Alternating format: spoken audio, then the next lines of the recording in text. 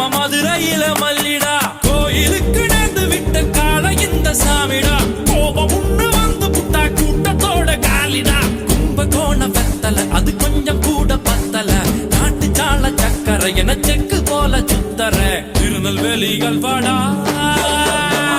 Trichy Malai கோட்டடா